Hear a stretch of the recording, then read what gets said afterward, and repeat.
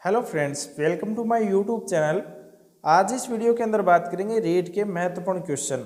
दोस्तों, इससे पहले हमने रीट की राजस्थान जीके की बात करें, इंडिया जीके की बात करें, साइकोलॉजी की बात करें, तो उन सभी के क्वेश्चन हमने देख लिए हैं। बाकी बचे हुए क्वेश्चन हैं वो आज आपको इस वीडियो के अंदर मिलने वाले हैं। इस वीडियो को लाइक करना, अपने दोस्तों के साथ शेयर जरूर करना, साथ ही आप चैनल पर नए हो सब्सक्राइब जरूर कर लेना। आज का जो पहला क्वेश्चन है वो देखो, राजस्थान में 100 टापुओं का क्षेत्र किसे कहते हैं।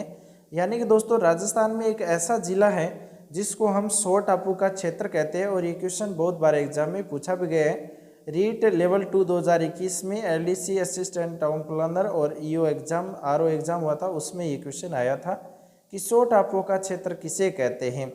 एक नंबर है डूंगरपुर, दूसरा है जालोर, तीसरा है उदयपुर, 4 नंबर पर है बांसवाड़ा।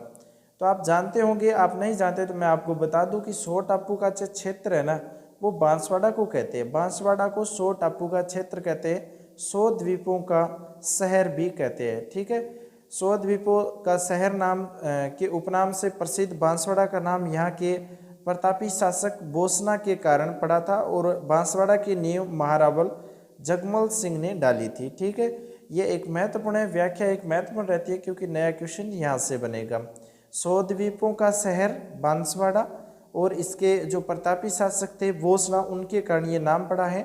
और बांसवाड़ा की नींव की बात करें तो महारावल जगमल सिंह ने इस बांसवाड़ा की नींव डाली थी। उसके बाद में अगला क्वेश्चन देखो, राजस्थान के किस जिले में युद्ध संग्रहालय की स्थापना अगस्त 2015 में की गई थी। रीट 2016 में क्वेश्चन आया था कि राजस्थान के किस जिले में युद्ध संग्रहालय बनाया गया है, उसकी स्थापना अगस्त 2015 में की गई। एक नंबर पर दे रखा है सीकर, दूसरा है जैसलमेर, तीसरा है जोधपुर, 4 नंबर पर है बाड़मेर। दोस्तों, युद्ध संग्रहालय बनाया गया था जैसलमेर में और अगस्त 2015 में इसकी स्थापना की गई थी। युद्ध संग्रहालय जैसलमेर याद रखना, 2 नंबर ऑप्शन इसका सही हो जाएगा। ये 2016 में पूछा है। अब है महत्वपूर्ण इसकी व्याख्या। युद्ध संग्रहालय जैसलमेर 24 अगस्त 2015 को शुरू किया गया। ये देश के पश्चिमी हिस्से का पहला युद्ध संग्रहालय है। इस परिसर में घुसते ही आप विभिन्न युद्धों में इस्तेमाल किए गए टैंकों, विमानों, सैन्य वाहनों को देख समझ सकते हैं। बाहर दीवारों पर इन युद्धों के हीरों के नाम हैं। परिचय मिलेंगे तो उन्हें अंदर के हॉल में विभिन्न तस्वीरों में भी उनकी कहानियों को बयां किया गया है।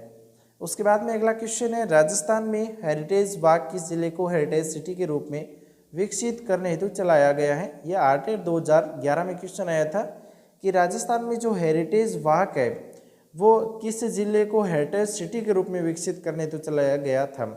एक नंबर कोटा, दूसरा जयपुर, तीसरा उदयपुर, 4 नंबर जोधपुर।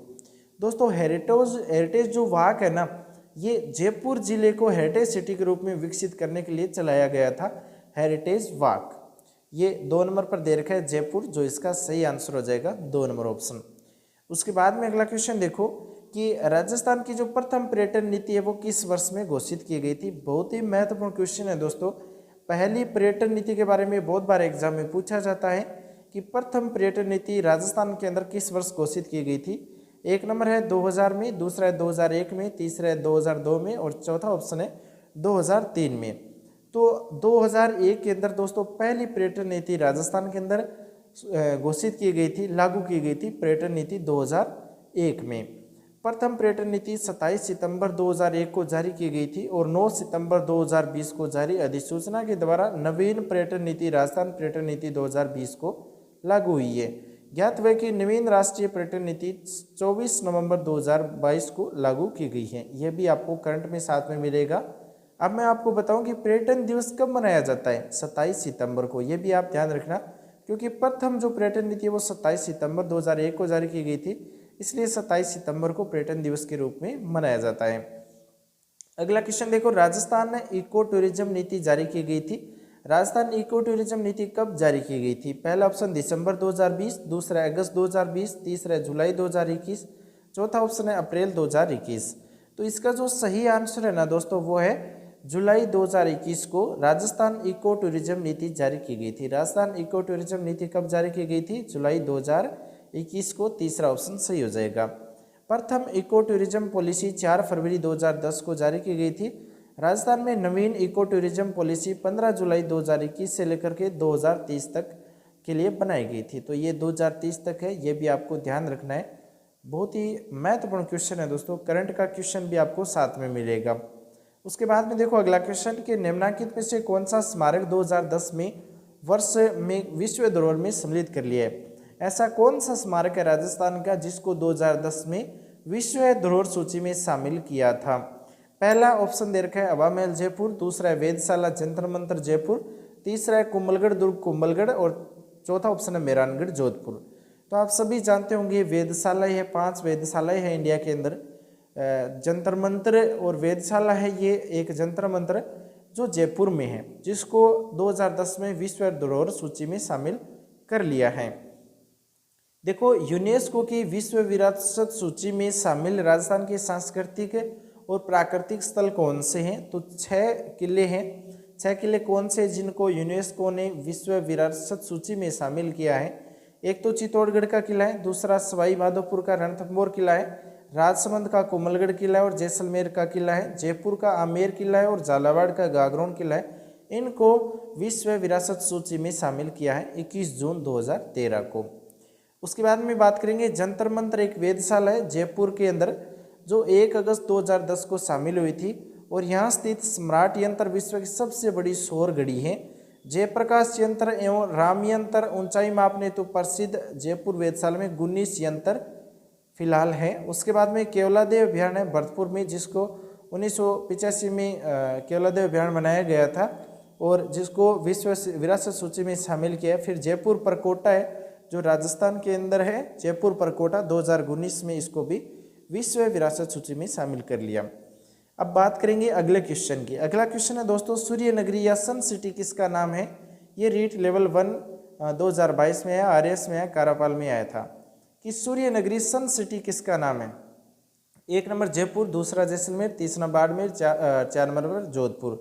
इसका सही आंसर है दोस्तों जोधपुर में। सूर्य नगरी या सन सिटी के नाम से जोधपुर को जाना जाता है। इसे ब्लू सिटी भी कहते हैं, ये भी आप ध्यान रखना, नीला शहर। जोधपुर के उपनाम देखो सूर्य नगरी है जिसे सन सिटी कहते हैं, मरुस्थल का प्रवेश द्वार है और मरु प्रदेश है और नीला शहर भी कहते हैं। तो ये नीली नगरी या नीला शहर इसी को कहते हैं। तो ये व्याख्या महत्वपूर्ण रहेगी। अब आप कमेंट में ये बताना कि जो येलो सिटी किसे कहते हैं। उसके बाद में अगला जो क्वेश्चन है कमेंट में बताना येलो सिटी किसे कहते हैं। उसके बाद में अगला क्वेश्चन है शहर जिसे प्राय राजस्थान की स्वर्ण नगरी के नाम से पुकारा जाता है, स्वर्ण नगरी किसे कहते हैं। 1 नंबर जोधपुर, दूसरा धौलपुर, तीसरा जैसलमेर, चौथा ऑप्शन है करौली। इसका सही आंसर है दोस्तों स्वर्ण नगरी की बात करें तो जैसलमेर हो जाएगा, सोने के कलर में है। जैसलमेर की स्थापना 12वीं शताब्दी में भाटी राजपूत जैसल सिंह द्वारा की गई थी। प्राचीन नाम है मांड, वल्लभ और दुंगल। मांड, वल्लभ, दुंगल किसके प्राचीन नाम है, जैसलमेर के हैं। उपनाम देखो राजस्थान की स्वर्ण नगरी, सुनहरा शहर कहते हैं। एक तो देखो इसे म्यूजियम सिटी बोलते हैं, हवेलियों का नगर कहते हैं, झरोखों की नगरी कहते हैं, रेगिस्तान का गुलाब कहते हैं, राजस्थान का अंडमान कहते हैं। और एक साथ में आप मैंने अभी पूछा था येलो सिटी, वो यही है। तो राजस्थान की स्वर्ण नगरी, सुनहरा शहर जैसलमेर, म्यूजियम सिटी जैसलमेर, हवेलियों का नगर जैसलमेर, झरोखों की नगरी जैसलमेर, रेगिस्तान का गुलाब जैसलमेर, राजस्थान का अंडमान जैसलमेर और येलो सिटी भी जैसलमेर। उसके बाद में देखो अगला क्वेश्चन, राजस्थान में कौन सा शहर झीलों की नगरी कहलाता है। झीलों की नगरी किस शहर को कहते हैं। यह क्वेश्चन मैंने चैनल पर बहुत बार पोस्ट भी किया है, जहां से आप आंसर दे सकते हैं। राजस्थान का कौन सा शहर झीलों की नगरी कहलाता है। 1 नंबर उदयपुर, दूसरा जोधपुर, तीसरा कोटा और 4 नंबर पर है भरतपुर। इसका सही जो आंसर है दोस्तों झीलों की नगरी किसे कहते हैं, उदयपुर को कहते हैं। उदयपुर के नाम देखो, एक तो राजस्थान का कश्मीर है, सैलानियों का स्वर्ग है, पूर्व का वेनिस है, झीलों की नगरी है, फाउंटेन माउंटेन का शहर भी है। फाउंटेन माउंटेन का शहर किसे कहते हैं, उदयपुर को कहते हैं। ये इसके उपनाम है जो बहुत ही महत्वपूर्ण है। अगला क्वेश्चन देखो, राजस्थान के किस शहर को मत्स्य फिश सिटी के नाम से जाना जाता है। फिश सिटी किसे कहते हैं। 1 नंबर अजमेर, दूसरा अलवर, तीसरा बीकानेर, चौथा ऑप्शन उदयपुर। दोस्तों फिश सिटी मत्स्य के नाम से जानी जाती है, मत्स्य सिटी के नाम से जानी जाती है अलवर शहर। अलवर को फिश सिटी मत्स्य के नाम से भी जाना जाता है।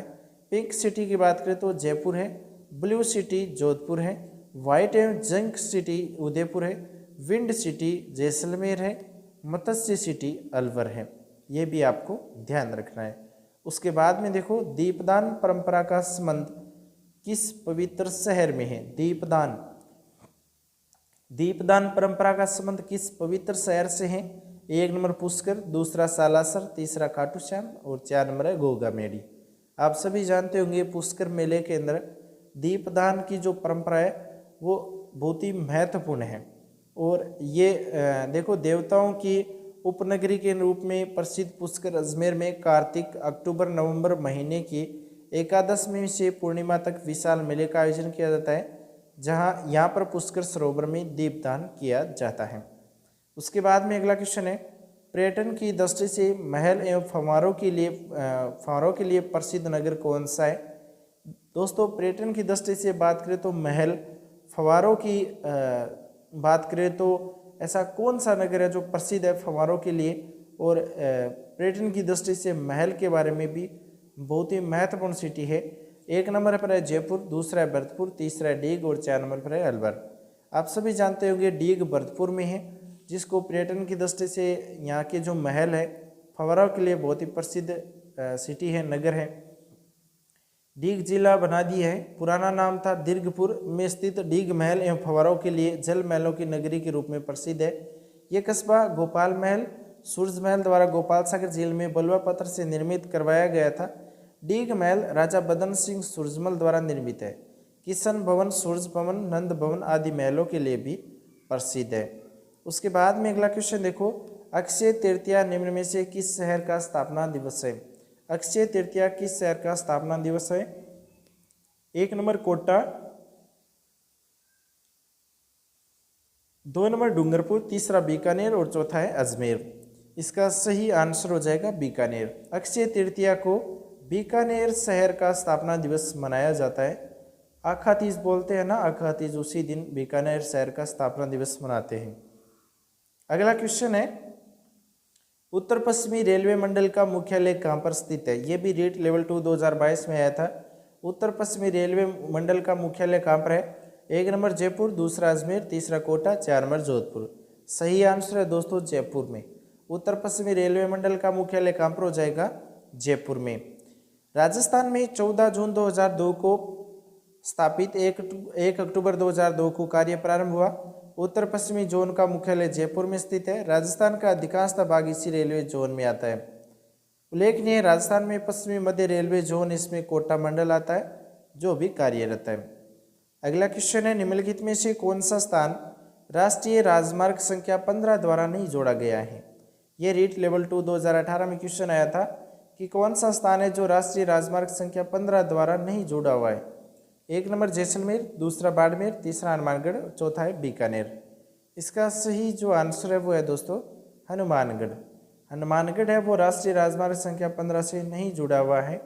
जैसलमेर, बाड़मेर, बीकानेर ये जो बॉर्डर के नज़दीक जो ज़िले हैं वो NH 15 से जुड़े हुए हैं। और इसका जो वर्तमान नाम है वो क्या चेंज किया देखो, पूर्व में राजस्थान का सर्वाधिक लंबा जो राष्ट्रीय राजमार्ग 15 था, किंतु वर्तमान में NH 52 संगरूर पंजाब से अंकोला कर्नाटक तक सर्वाधिक लंबा 793.55 किलोमीटर राष्ट्रीय राजमार्ग है। ठीक है, ये भारत हमारा रोड वाला है। उसके बाद में देखो अगला क्वेश्चन है 31 मार्च 2020 को राजस्थान में सड़कों की कुल लंबाई कितनी थी? 31 मार्च 2020 को राजस्थान में सड़कों की कुल लंबाई कितनी थी?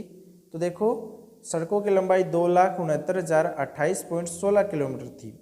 2,69,028.16 किलोमीटर थी सड़कों की लंबाई।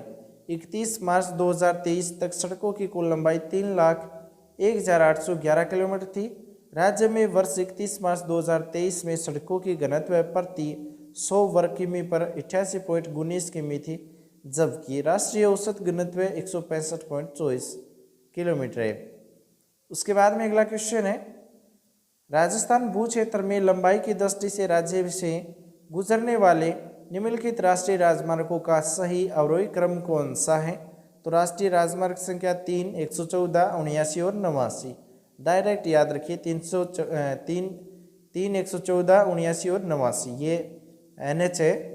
वर्तमान में राजस्थान में राष्ट्रीय राजमार्ग का अवरोही क्रम छोटे से बड़ा क्रम देखो, NH 919 5 किलोमीटर है खेरतल तिजारा, NH 148B जो 5 किलोमीटर है कोटपुतली बहरोड, NH 168A है जो 11.80 किलोमीटर सांचौर में है। वर्तमान में राजस्थान में राष्ट्रीय राजमार्ग का अवरोही सबसे बड़े से छोटा क्रम देखो, NH 52 है जो 793.55 किलोमीटर है, NH 11 है जो 763.60 किलोमीटर है, NH 62 है जो 726.57 किलोमीटर है, NH 48 है जो 709.91 किलोमीटर है। उसके बाद में देखो अगला क्वेश्चन, राजस्थान राज्य पथ परिवहन निगम RSRTC की स्थापना कब हुई थी? ये क्वेश्चन बहुत महत्वपूर्ण क्वेश्चन है। यानी दोस्तों जो राजस्थान राज्य पथ परिवहन निगम चलता है उसकी स्थापना कब हुई थी? एक नंबर 1964 में, दूसरा है 1970 में, तीसरा है 1968 में और चौथा ऑप्शन है 1966 में। सही आंसर है दोस्तों 1964 में RSRTC की स्थापना हुई थी। 1 अक्टूबर 1964 को वैधानिक निकाय के रूप में स्थापित राजस्थान राज्य पथ परिवहन निगम का आदर्श वाक्य था सुभाषते पंथाने संतु है। ज्ञात है कि 1 अक्टूबर 2021 से परिपथ परिवहन विभाग का नाम परिवर्तित कर परिवहन एवं सड़क सुरक्षा विभाग कर दिया गया था। अगला क्वेश्चन है, राजस्थान में कौन सा राष्ट्रीय राजमार्ग सर्वाधिक व्यस्त है? तो वो है NH 8। राजस्थान का सबसे व्यस्तम राष्ट्रीय राजमार्ग NH 8 है, जो इसका नया नंबर है 48 और 58। दिल्ली, कोटपुतली, बहरोड, जयपुर ग्रामीण, दूदू, अजमेर, केकड़ी, ब्यावर, भीलवाड़ा, साफरा, उदयपुर, चित्तौड़गढ़, डूंगरपुर, अहमदाबाद, मुंबई, चेन्नई तक है। उसके बाद में अगला क्वेश्चन है, राजस्थान का राष्ट्रीय राजमार्ग जो स्वर्णिम चतुर्भुज योजना तथा पूर्व पश्चिमी कॉरिडोर दोनों का हिस्सा है। पहला ऑप्शन NH 79, दूसरा NH 15, तीसरा NH 8 और चौथा ऑप्शन है NH 76। सही आंसर है NH 76 है। वो राजस्थान का राष्ट्रीय राजमार्ग जो स्वर्णिम चतुर्भुज योजना या पूर्व पश्चिमी जो कॉरिडोर है दोनों का हिस्सा है वो है NH 76। अगला क्वेश्चन है, रांगड़ी और निमाड़ी किस राजस्थानी बोली की उपबोलियां हैं?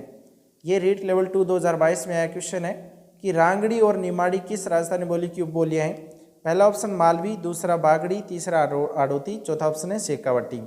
इसका सही आंसर है दोस्तों मालवी, 1 नंबर ऑप्शन सही हो जाएगा। अगला क्वेश्चन है, मालवी, कोटा, झालावाड़, चित्तौड़गढ़ आदि जिलों में बोले जाने वाली इस भाषा की उपबोलियां रतलामी, सोंदवाड़ी, निमाड़ी है। मालवी एक कर्णप्रिय और कोमल भाषा है जिस पर कहीं कहीं मराठी का भी प्रभाव झलकता है। इस बोली की कुछ विशेषताएं मारवाड़ी, ढूंढाड़ी बोली में पाई जाती हैं। इसकी सबसे बड़ी विशेषता संपूर्ण क्षेत्र में इसकी एकरूपता है, अर्थात मालवी में सर्वत्र सदस्यता पाई जाती है। निमाड़ी को दक्षिणी राजस्थानी भी कहा जाता है। अगला क्वेश्चन है, राजस्थान की भाषा के लिए राजस्थानी शब्द का प्रयोग सर्वप्रथम किसने किया था? 1 नंबर कवि कुशललाभ, दूसरा है सूर्यमल मिश्र, तीसरा है जॉर्ज अब्राहम ग्रियर्सन, चौथा है जेम्स टोड। तो दोस्तों राजस्थान की भाषा के लिए राजस्थानी शब्द का प्रयोग सर्वप्रथम जॉर्ज अब्राहम ग्रियर्सन ने किया था। 3 नंबर ऑप्शन सही हो जाएगा।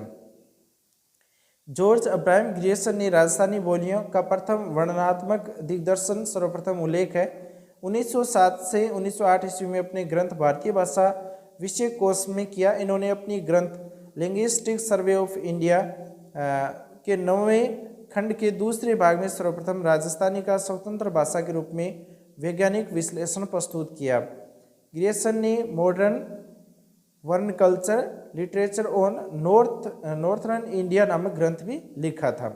ठीक है, उसके बाद में देखो अगला क्वेश्चन है बीकानेर बागड़ी, शेखावटी, मेवाड़ी, खेराड़ी, गोडवाड़ी, थली, नागौरी, देवड़ाबाटी आदि उपबोलियां हैं।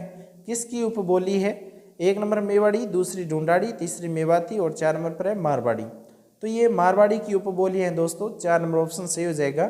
बीकानेरी, बागड़ी, शेखावटी, मेवाड़ी, खेराड़ी, गोडवाड़ी, थली, नागौरी, देवड़ाबाटी ये सभी मारवाड़ी की उपबोलियां हैं, ये आपको ध्यान रखना है। दोस्तों आज के क्वेश्चन आपको कैसे लगे कमेंट में बताना, साथ ही इस वीडियो को लाइक करके अपने दोस्तों के साथ शेयर करना। आप चैनल पर नए हैं, first grade, second grade, REET अन्य किसी भी राजस्थान लेवल के एग्जाम की तैयारी करते हैं तो चैनल को सब्सक्राइब कर लेना। सभी क्वेश्चन आपको इसी चैनल पर मिलने वाले हैं। जीके के, राजस्थान जीके के, इंडिया जीके के, साइकोलॉजी के सभी क्वेश्चन आपको इसी चैनल पर मिलेंगे दोस्तों नेक्स्ट वीडियो में नए क्वेश्चन के साथ में, नई सूचना के साथ में। Thanks for watching. आपका दिन शुभ हो।